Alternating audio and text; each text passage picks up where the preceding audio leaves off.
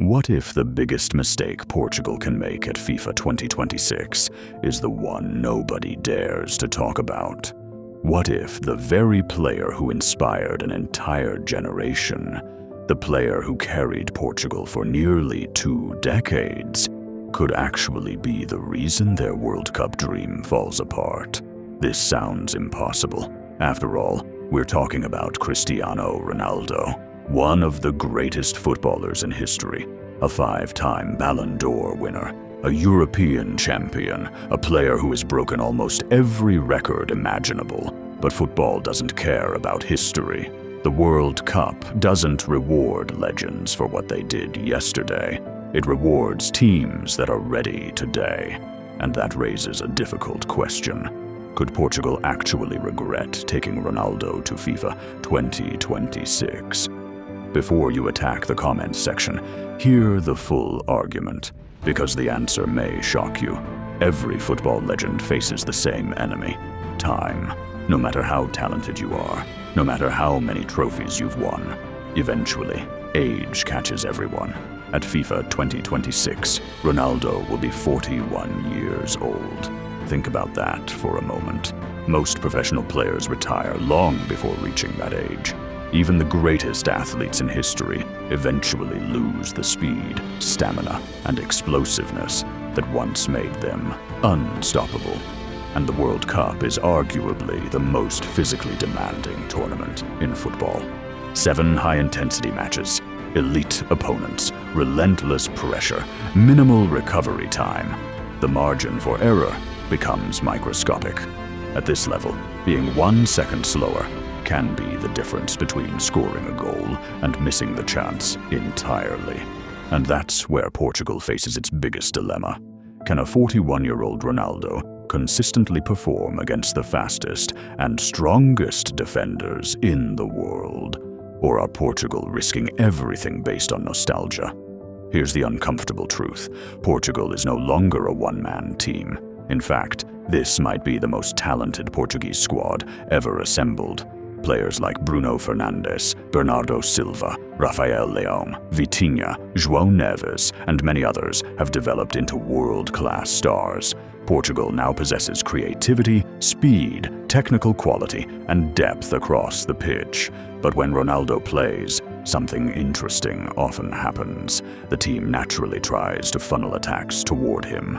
Players look for Ronaldo. Crosses are aimed at Ronaldo. Opportunities are designed for Ronaldo. And while that strategy worked brilliantly years ago, modern football has evolved. The most successful teams are fluid, dynamic, unpredictable.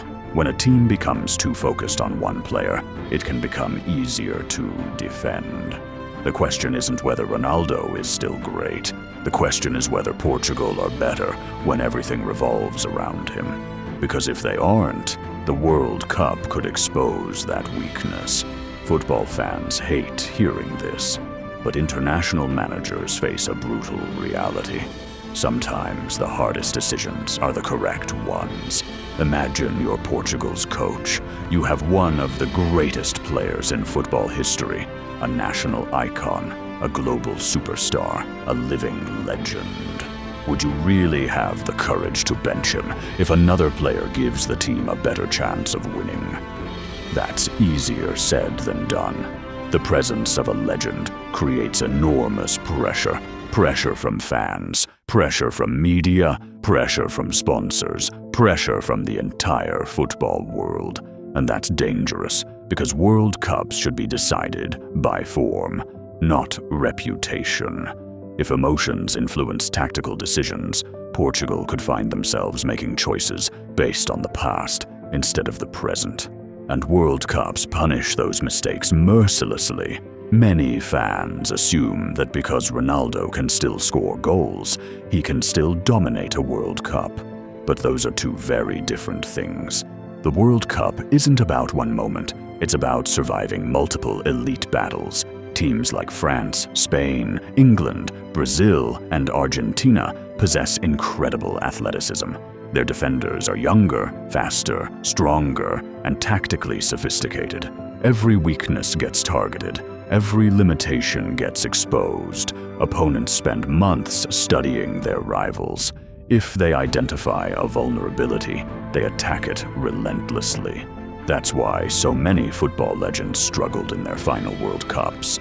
Not because they suddenly became bad players, but because international football evolves faster than aging stars can adapt. And Portugal must decide whether sentiment is worth the risk. Now, let's be clear. This is not an attack on Cristiano Ronaldo. His legacy is untouchable. Nothing that happens at FIFA 2026 can erase what he has achieved. He has already secured his place among football's immortals. But World Cups aren't won by legacy. They're won by difficult decisions. And that's what makes this story so fascinating. Portugal have the talent to challenge for the biggest prize in football. They may even have the talent to win it all. But if they prioritize emotion over reality, if they build the team around yesterday instead of tomorrow, then FIFA 2026 could become a tournament filled with regret. The biggest question isn't whether Ronaldo deserves to be there. The biggest question is this: will Portugal take Ronaldo because he gives them the best chance to win, or because nobody is brave enough to leave him behind? And the answer to that question could decide Portugal's entire World Cup destiny. Do you agree or disagree? Should Ronaldo start for Portugal at FIFA 2026, or is it time for a new generation to take over? Let me know in the comments.